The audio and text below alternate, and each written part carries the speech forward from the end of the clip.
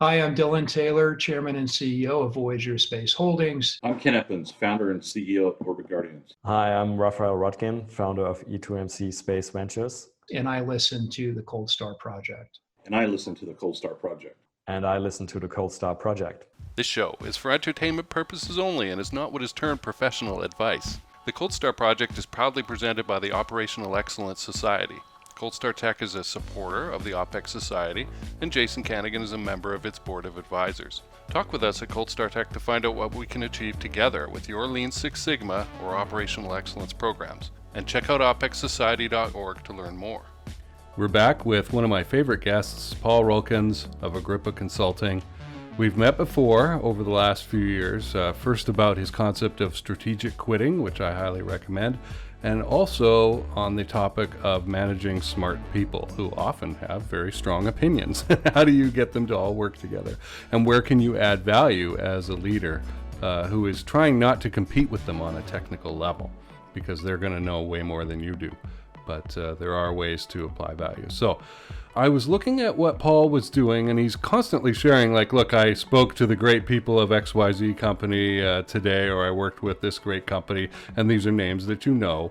And I was like, okay, well, what exactly are you doing with them, though, Paul? And so he hopped right on to meet with me about it. And so I'm excited to share this with you. This is what good or great companies are doing to become excellent. All right, they're working with Paul, and these are the topics. So Paul, welcome. It feels like every time we talk it's been about 3 months, but you're looking, it's been a year or 2 years in between or whatever, and we're like, woo. That's so amazing. I'm a big fan, as most people know. I could share your stuff into infinity. It's always applicable, interesting, novel, right, and get you thinking. Folks, I think Paul's email list is one of the best to be on. It's one of the few that I'm on. And he'll email from Holland late at night, our time in the US, and in the morning I'll have something wise to wake up to. So appreciate that. So we've talked before about managing smart people and high performance culture and things like that. And there's something that I keep seeing in your LinkedIn timeline, and it'll be something like this. Today I'm meeting with the wonderful people of blank, right? KPMG, Nestle, Uber, Siemens, Bosch, Mercedes Benz, BASF, and the list goes on, right? And with companies sure. that we all know about, right?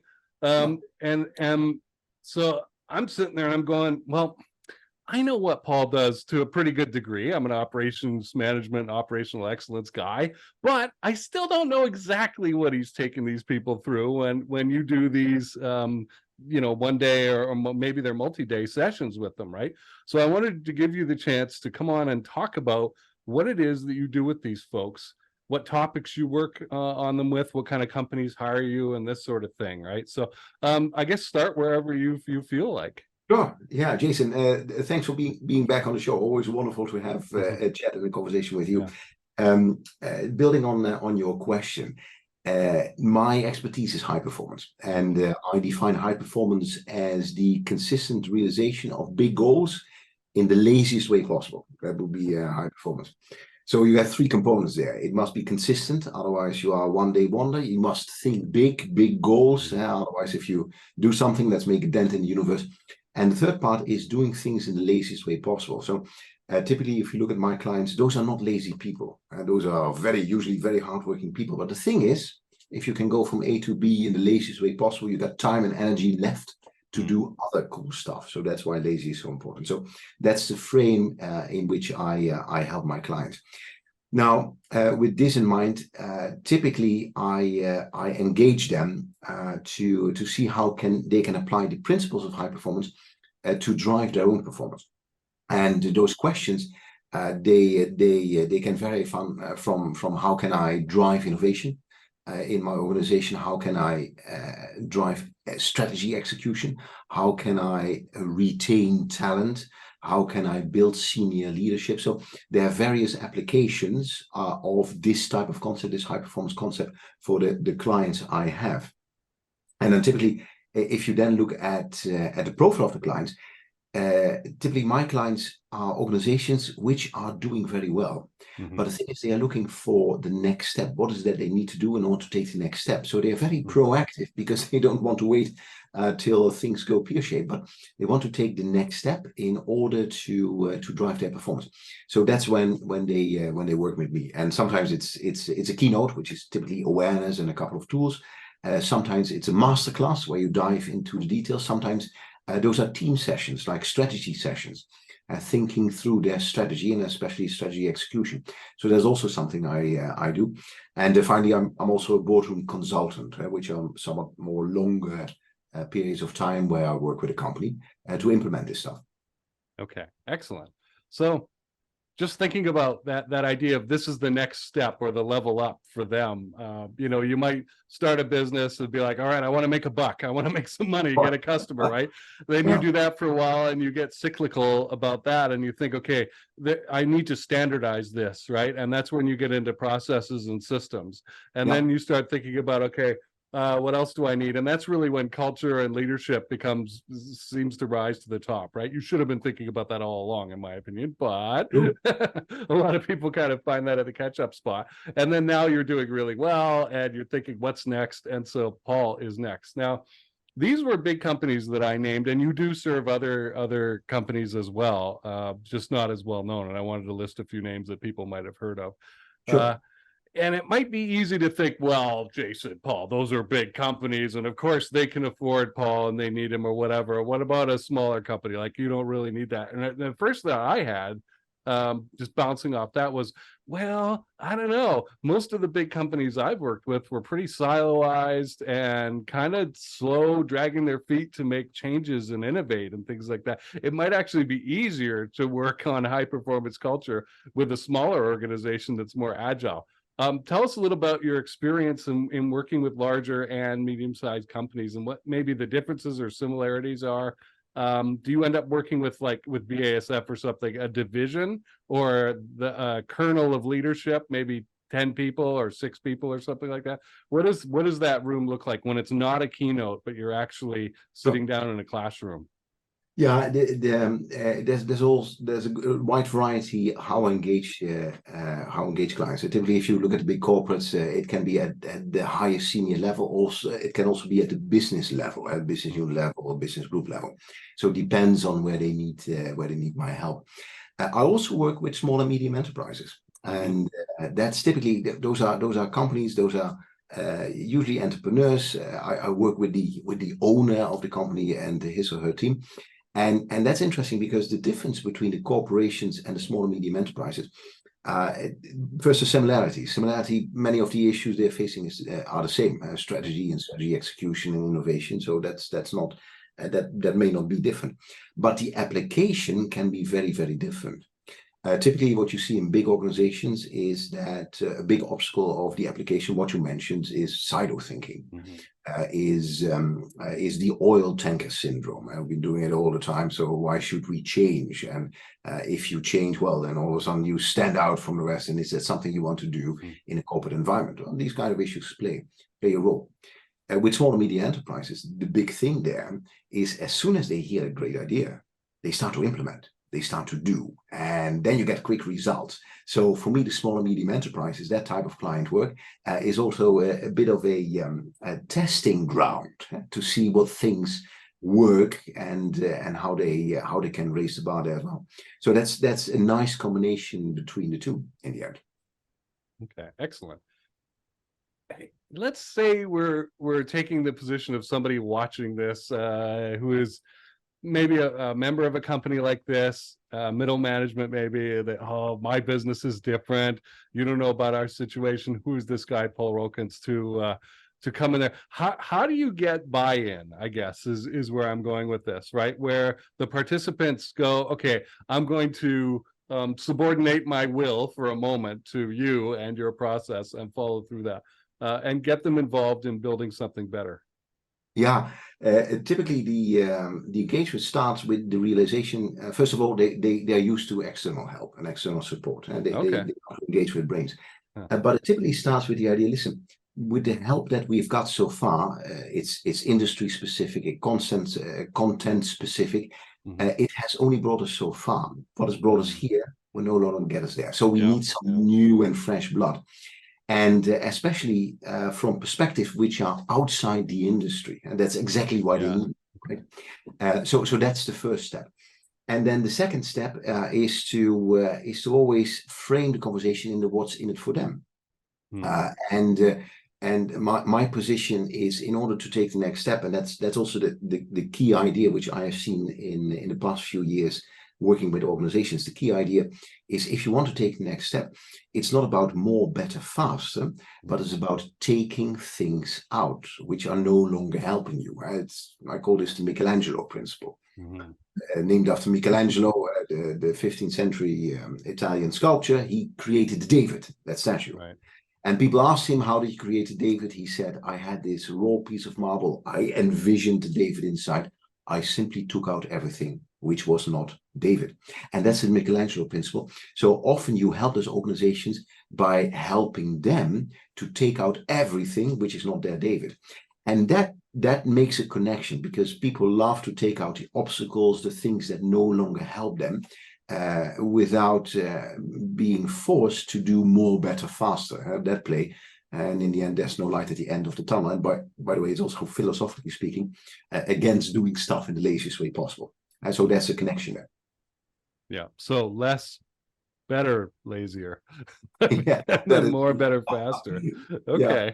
Interesting. What if you've got, I can't remember his name right now. He was a guy who worked with Walt Disney, and he talked a lot about creativity. The sort of the Donnie Downers he'd find in organizations who didn't want change to happen. And he actually had a pin for those people that they would proudly actually wear.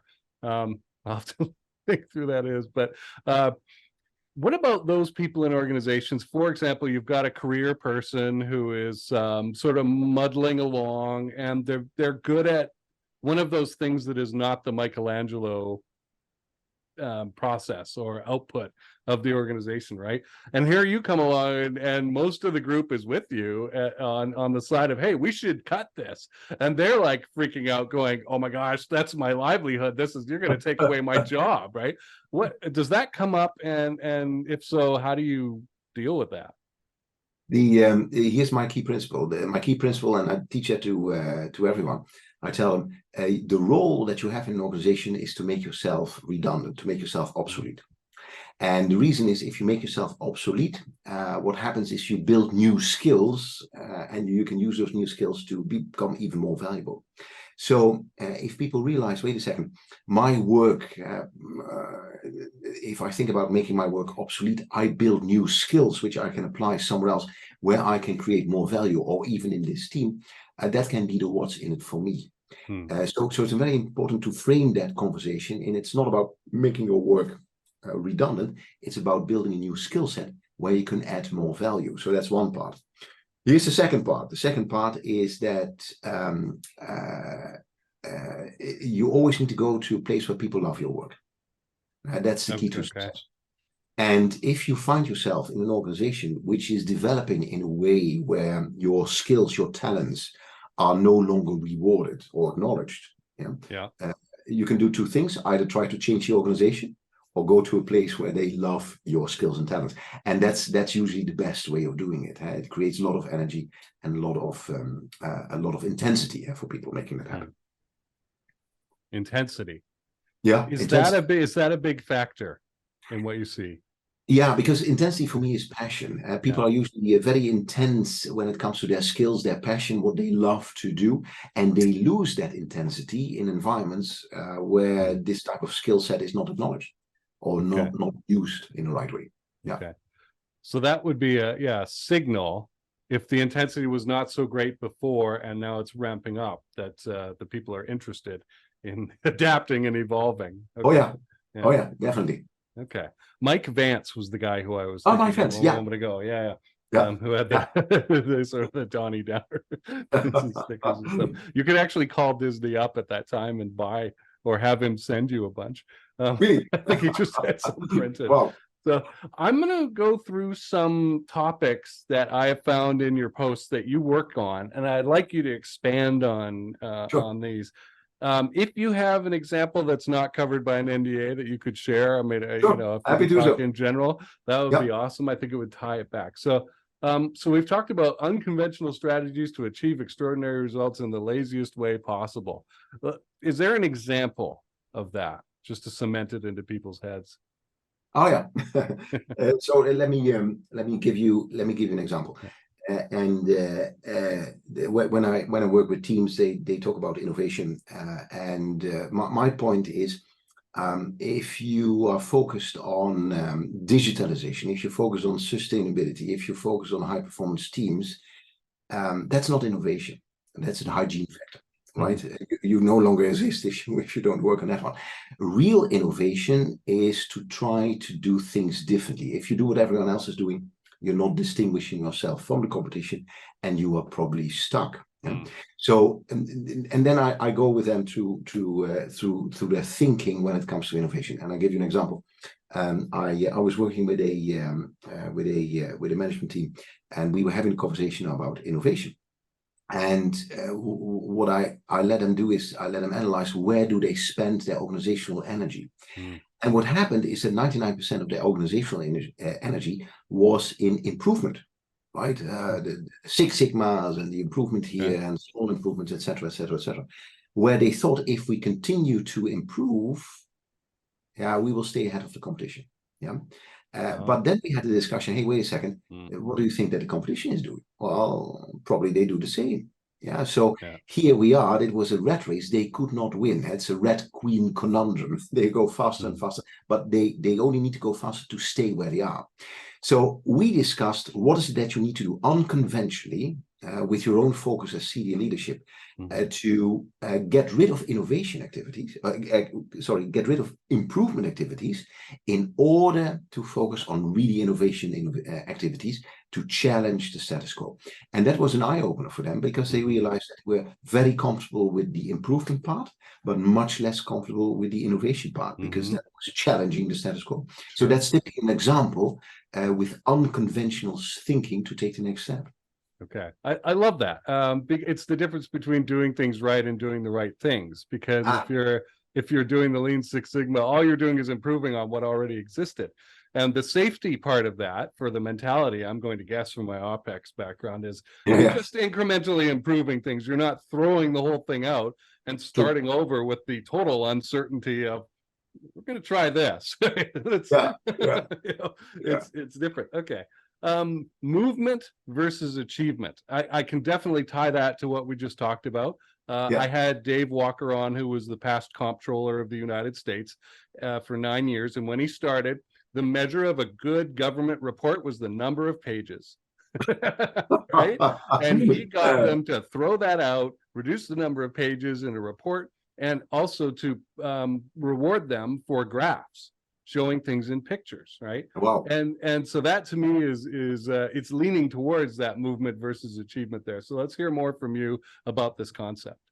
Yeah, so I make the distinction. Movement means that you are doing something. Achievement is that you get results. And I think that's the key distinction between the two.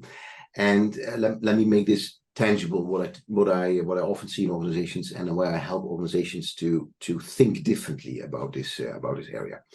And it ties back to what you said earlier. If you grow an organization, you're focused on content, you're focused on processes, right? But at a certain point in time, you reach a plateau. You need to take the next step. Now, what I've often seen, and I see that in big corporations, but sometimes see that in smaller and medium enterprises as well, is that organizations, they fall in love with their processes. Yeah, and doing the process is somehow equal to getting results. So if I do the process, then I will get the results, right? Now, originally, the processes were intended to get the results, but the world has changed. Yeah, so this requires a rethinking of what people are doing. Instead of doing the process, outsource your thinking to a process let's do things differently. And let's focus, for example, on behaviors, which is the next step when it comes to building a high performance culture, where you let go of the processes, reinvent the processes. So instead of movement, you really go to achievement. You're very clear, this is what I want to achieve, and this is where I want to go. And then the second part there is that often achievement, you can phrase it differently. Often you find organizations' achievement has got something to do with revenue and margin, has all the good stuff in the business. That's all fine. But there comes a time that in order to take the next step, it's the revenue and the margin are the result of the culture you're building. So achievement can be defined as having a different culture, for example, a year from now, 2 years from now. And that should be the focus of senior leadership, to build that culture, because business results are downstream from corporate culture in the end. Okay. I can see that, because developing the corporate culture into something new is a leading indicator, right? The revenue that we got from our income statement, that's a lagging indicator. And it's also like measuring your blood pressure. Yeah. Right. But blood pressure alone is not really an achievement, right? Yeah. I guess in the short term it could be, right? If I'm going to die and I need to bring that number down, but just maintaining it, that is hygiene, as you say. And so it's an element of achievement. It's a path or a thing that's necessary as a checkbox along to success. So, okay, let me move on to the next one here. And I'm really not sure. I'm questioning myself if I wrote this down properly now. So if I didn't, please correct me. Yeah. Every innovation is a conspiracy against thinking. Did I get that right? Well, there's some truth in there, but let me expand on that. And let's talk about the conspiracy of thinking first. Okay. What I mean with the conspiracy of thinking is there's an interesting trend, and it's also what I see in corporations. The interesting trend is that everything we do, most of the innovations like digitalization, ChatGTP, is all designed to outsource our thinking. Right? Ideally speaking, ChatGTP will do the thinking for us. A system of process will do the thinking for us. Right? So what happens is that if you focus on outsourcing your thinking, you no longer teach people to think. Yeah. And the inability to think also equals the ability to no longer innovate. Because innovation by definition is thinking. Yeah. So what I mean with the conspiracy of thinking is that the application of much of the innovation that we see right now actually leads to people who outsource their thinking. To systems of processes, etc., etc., etc. So my point is, if you want to innovate, you need to relearn people how to think. Okay. And that's a fascinating thing, especially with senior executives. I often ask the senior executives the question: when was the last time you spent 1 hour with pen and paper to simply think? Yeah? And the response to that question is shocking. Many people look at me and say, I don't remember, or I think whenever I'm in the shower, or whenever I've got time in the car, right? So what happens even on a senior level is people feel they are no longer paid to think. Somehow they are paid to do, but actually your key skill is thinking. And that's also what I think, if you talk about skill building, key skills of the future, for me, the big key skill of the future is the ability to think. We need to teach you how to think again. So there's part of me that gets nervous about this. I like it and I understand it. But on the other hand, I went to school for 2 years as part of my education to get a diploma in operations management, which was the result of that was to write SOPs, right? Standard operating procedure documents for organizations so that they could hire line employees who wouldn't have to think all that much, right? Just go to sort of mechanically go through the steps and hope that an exception doesn't get thrown too often, right? And then you do get these senior management folks who haven't thought in years, and like I don't blame them. I'm not making fun of them, because I look at myself and I have a book on productivity as an executive and how to be productive, and I am super productive. I probably get most of my work done in about 4 hours a day, but I'll bet you, Paul, if I really looked at it, I'll bet you I'm productive, like on results, achievement, 2 hours a day, maybe, right? Maybe. And it might even be an hour. And Yeah. I suspect for some people it's like 15 minutes. And again, Yeah. I don't blame them. And it's really terrifying to consider that, right? Now, if we're saying, okay, as an executive, we're bringing you on board to think, how does that trickle down to the line employee, right? Who you're supposed to be hiring, like do we really want the McDonald's employee who's flipping burgers to think? Right? I mean, what happened? They could come up with innovation. They could. I don't know. Like, that's a very open-ended question, but let's see where you go with that. Yeah. So a couple of perspectives here. First perspective, if you look at senior leadership, the minimum behavior you show yourself is the maximum behavior you can expect from other people, from you. Okay. In other words, your ability, your focus on thinking is a direct representation of your focus on thinking of the entire organization. And if you show a new example, the organization will follow. If you don't, the organization will not follow. So that's one thing.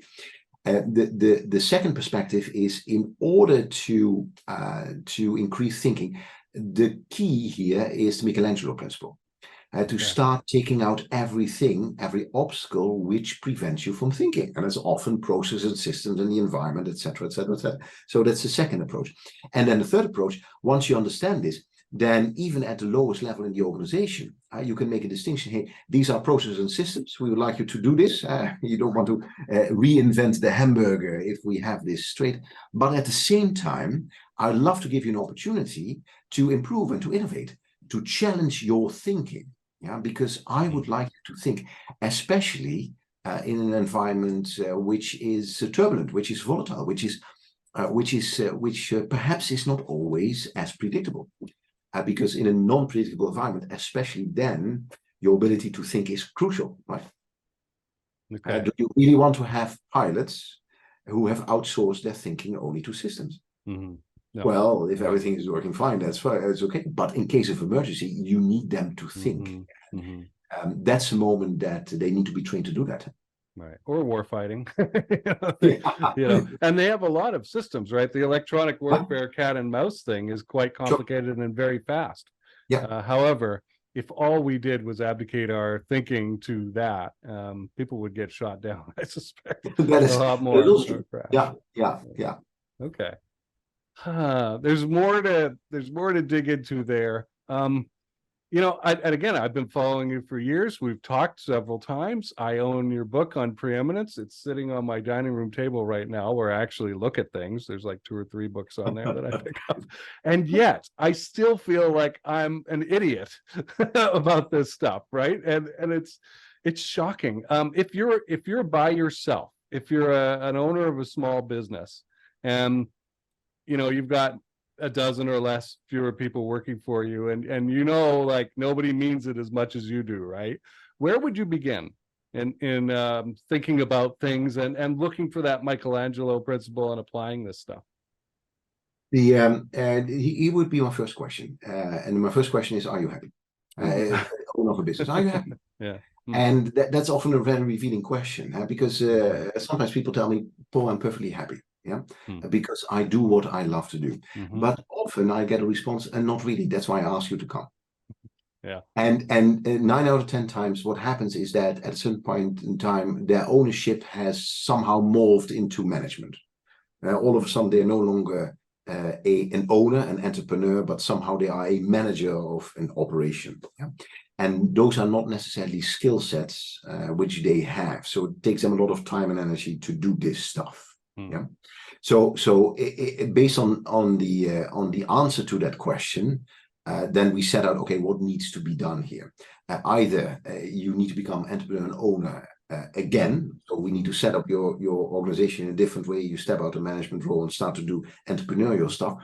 Or if you like to do the management stuff, well, how can you organize it in such a way that you have time left to think and do things differently and go to the next step, if that's something that you like. So that's typically the first step that I would take with owners in organizations. So willingness to change and admit the truth. Yeah, Those are definitely huge things. Okay. you talk about resilience, and we've talked already about that, running to get faster at running, but everyone else is doing the same thing. So like, all right, I'm not ahead in the marathon here. And so how do you get to that achievement of doing well or thriving in difficult times, by developing this resilience? What does that mean to you, and how do you apply it? It's one of the key questions, and especially for my corporate clients, is how to prepare for the next crisis. How to prepare for. Interesting. Okay. That's an interesting question, right? Yeah. Because well, they know something is coming. You don't know when, but you know something is coming. And the answer to that question, and that's about resilience, because the answer is not to predict the future, because you can't. If history teaches us one thing, you cannot predict the future. It's no point of predicting the future, and everyone who thinks they know the future, by definition, is wrong.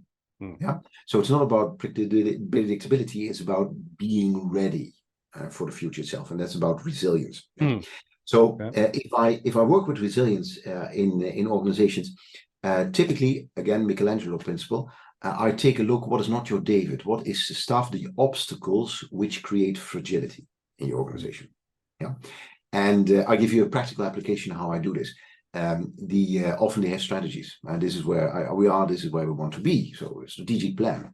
Now, in order to improve on a strategic plan, here's the trick. Then I do an exercise with them. It's called a pre-mortem. What's a pre-mortem? Yeah, pre-mortem is the opposite of a post-mortem. Post-mortem, you look at a failed project and you said, okay, what went wrong? Pre-mortem, you say, look at the strategy. Imagine 3 years from now, you fail so miserably that Wall Street Journal is making a front page article about how not to do strategy. What happened? Very simple. And then people start to think. The team start to think, oh, this, and we didn't include this, etc., etc., etc. And once they have the list, then the next step is, what are the systems or processes you need to build in order to prevent this from happening? And it's based on the simple idea that if you want to achieve success in strategy, the trick is not to fail. So if you avoid failure, then by definition, you have success. Yeah. So this is a practical application, how you make your organization much more resilient, much more robust to deal with the next crisis. Okay. So planning ahead, wargaming, hypothetical situations, and then planting resources in place and contingencies. Well, so you're not predicting. You're not saying, I know it's going to go this way. No. You're going to say, there's 15 things that could blow up in my face here and lead to death. How am I going to not have these things happen or try to avoid them from happening? I think of major economic crises in the United States. Presidents and departments, commerce heads have tried to do something in some cases. Japan, right? The most successful presidents seem to leave it alone. And they get bitched at about it. They get complained at about it, but they let the market recover rather than trying to fight it and subsidize things and do something about it, right? And they just let supply and demand get it to recover, and it would happen faster in a couple of years instead of 4 or 8 years with intervention. And this is something that we've seen in economics. So very interesting. High performance teams. This is a critical sort of engine of innovation and achievement for you. Are high performance teams an achievement in of themselves, or are they just like the check mark of the good blood pressure? I think it's both. Okay. Typically, high performance teams, if you create one, you get the results. If you got the results, you also attract or build high performance teams. So you can't separate the two. If you talk about high performance teams, here's the essence of high performance teams.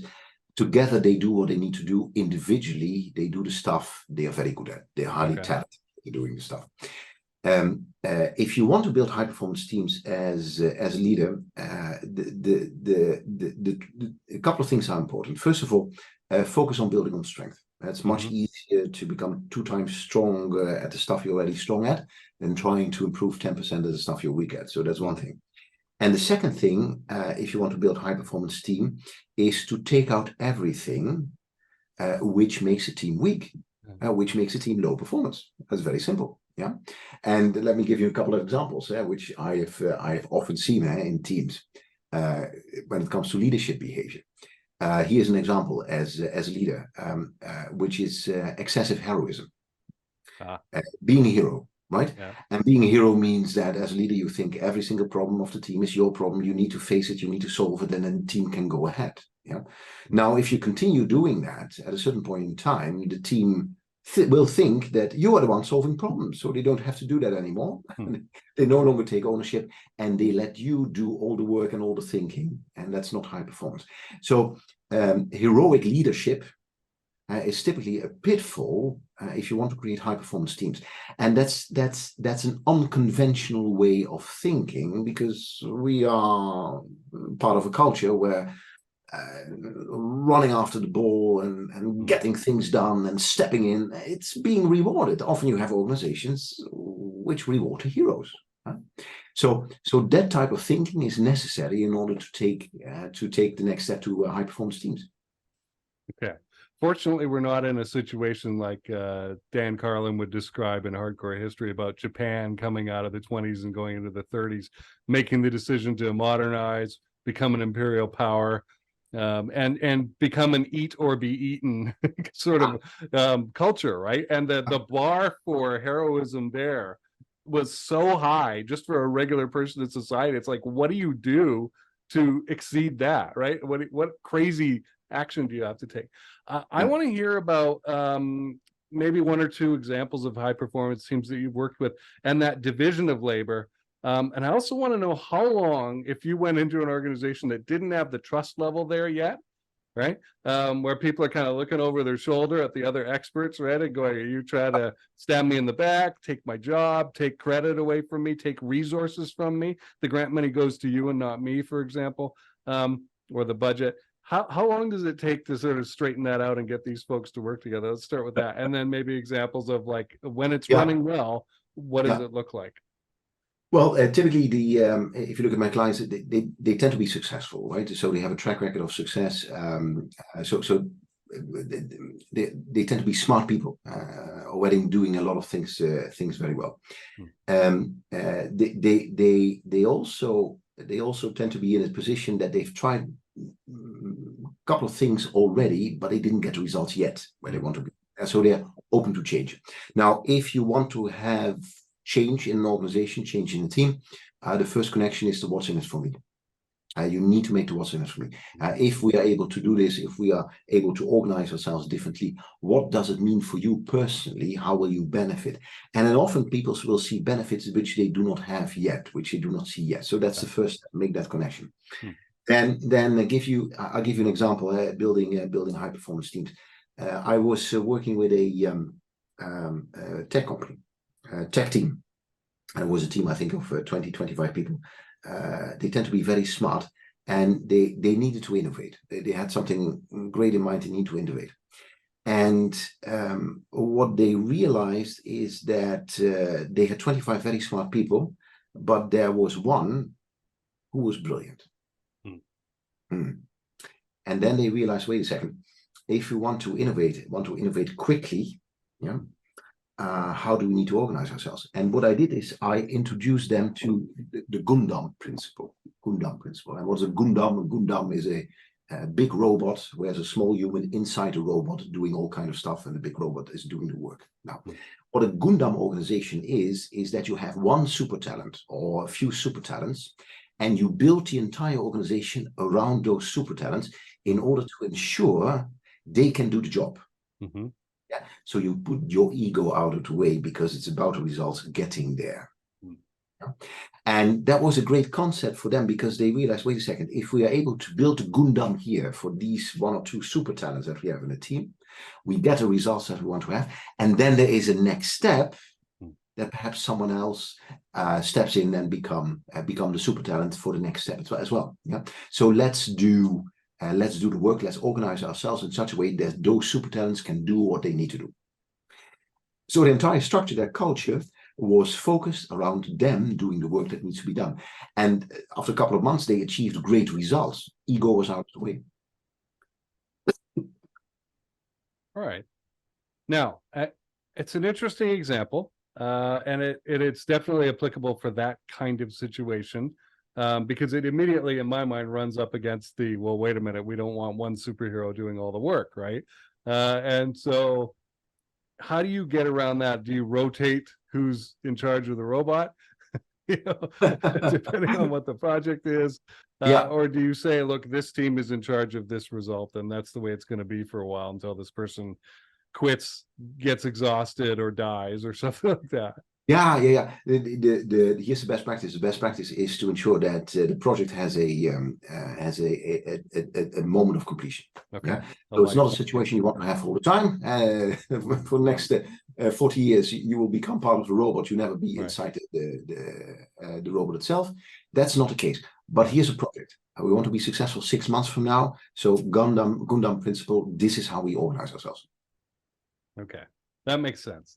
And that takes a strong leadership, by the way. Especially leadership, understanding, listen, leadership doesn't mean that I'm the smartest of the group. But I am the one who's able to organize the group in such a way that the smart people can do their job, right? Right. I feel that ought to be me, folks. Yeah. That should be my role, I know enough to talk to the experts, but let the experts do their job, right? And let them the resources in the organization. How does the client retain and use what you give them? A couple of things I always focus on when I work for a longer period with a client. First of all, I will give them stories, metaphors, and language, which they can use within their team, but also outside their team. Yeah. One of the language, and we mentioned that it's the Michelangelo principle, strategic quitting, I also call this. So once they got this language, all of a sudden it becomes much easier for them to address the issues that they're dealing with. So that's one thing, language, metaphor, stories. The second thing, in order to maintain momentum, is that I help them to set new behavioral standards. Set new behavioral standards when it comes to the behaviors in their organization. For example, I help them to make a shift from pleasing to serving. Right. I help them to make a shift from being nice to being honest. I help them to make the shift from playing not to lose to playing to win. Yeah, so there's also language, but once they understand, hey, this is about behavioral change, then all of a sudden these new standards will become part of the routine, part of the process, part of the systems in making that happen, right? So that's the second thing which I do with them.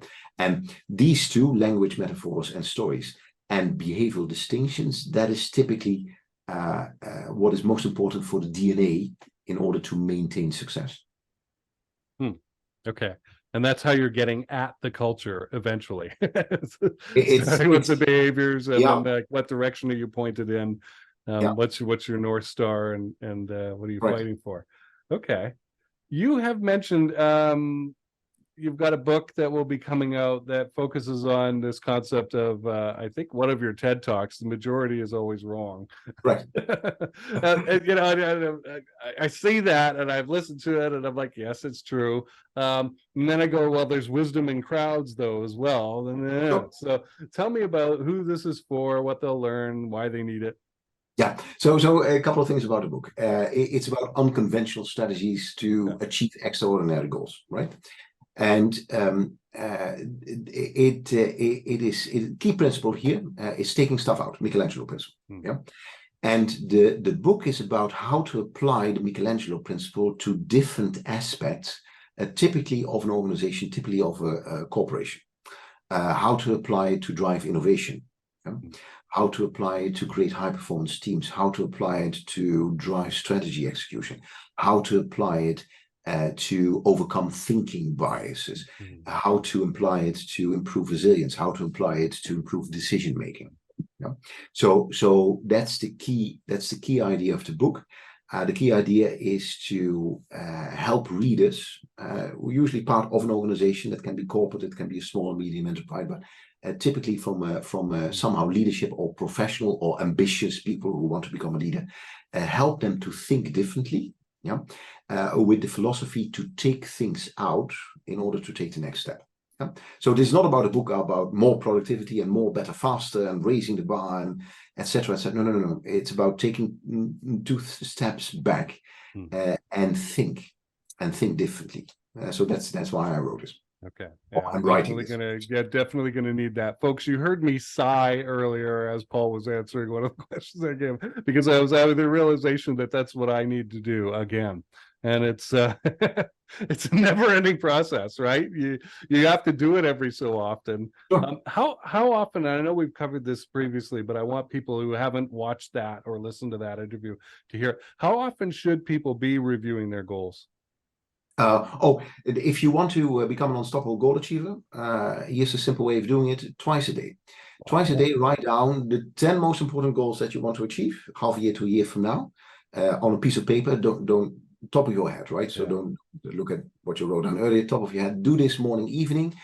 And if you start doing this for about 30 days, you continue to write down the same goals, but also you move quickly achieving those goals. And this has got something to do with the fact that this is the way to put it in the subconscious. Once it's in the subconscious, you see people, ideas, circumstances to achieve your goals. So reviewing your goals, become an unstoppable goal achiever twice a day. That's very powerful. Now, if you are in a corporate environment, here's the trick: more than you think.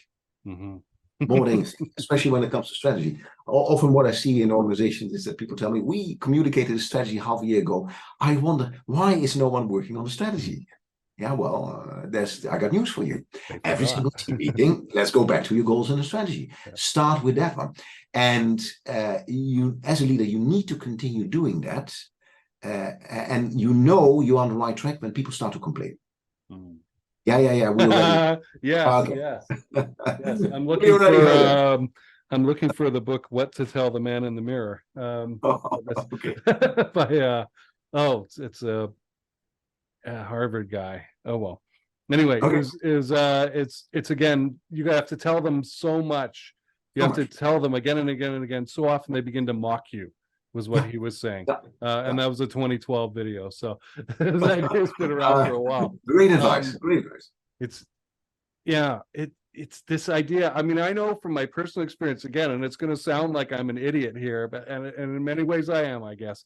But at least I'm honest. I forget my goals in a week if I don't review them, right? And I will drift, and I will pick up what's new and exciting as the new thing in the moment, and we'll see, and then maybe I'll stick with something and finish it, and maybe I won't, right? Maybe it'll drift out and get replaced. And if I don't have the darn goals written down and in front of me, there's a couple things that are in front of me every day to look at, I will just drift and forget and get into this what's exciting in the moment, right? And this is beyond firefighting, folks. This is not, there's no pressure here. Right? This is just intellectual curiosity, looks over here, looks over there, and suddenly, 3 months have gone by and you have not achieved a goal that you said you wanted to do. It's so easy to fall into this practice. So what Paul says again, and you saw my face as he said twice a day. Again, he's told it to me before. Guess who forgot? And I watch these interviews, occasionally. So it's so easy to drift and forget. Paul, who or what level of management or leadership is the right kind of person to reach out to you, and how should they go about doing it? I think a couple of characteristics from a leadership point of view. It's important to have the ambition to take the next step, right? And the willingness to do it in a somewhat unconventional way. The standard stuff you already did, you already had successful, but hey, what is the next step in order to make that happen? Yeah. So I think that's one characteristic. The second characteristic is the willingness to work with a team, with your team. So it's not something you do alone. Hey, I work with my management team, I work with my senior leadership team in order to make that happen. So I think that's the second characteristic. Now, typically my process is if you think, hey, this might be a match, we have a chat and then we discuss if I can help you, or perhaps someone else can help you as well, right? So reaching out to me, very easy. Go to my website, go to my LinkedIn. I have a Twitter, I have a YouTube channel. So there's multiple ways of reaching out to me.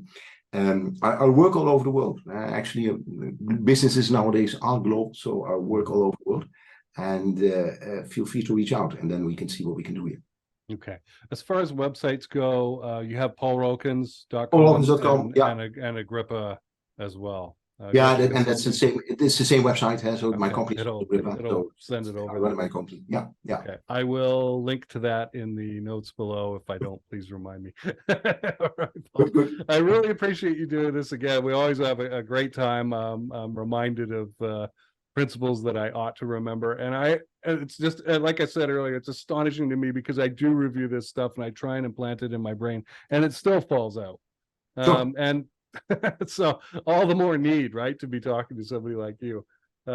Thanks again for doing this, and I look forward to when your book comes out. I'll get a copy, and hopefully we'll have another chat about that. Excellent. We go from there. It was a blast being on the show. Thanks, Jason. All right. I hope you got as much out of that as I did. Paul, thank you very much. Folks, Paul has one of the most insightful and briefest email newsletters, quote unquote. That's I can't call it a newsletter really because it's not that long. He calls it that. But there's always a great, valuable, less than 1 page content insight in there. So I highly recommend you go sign up for it. I'll leave the link in the description below. And I appreciate him being here, and I appreciate you too. Thanks for listening.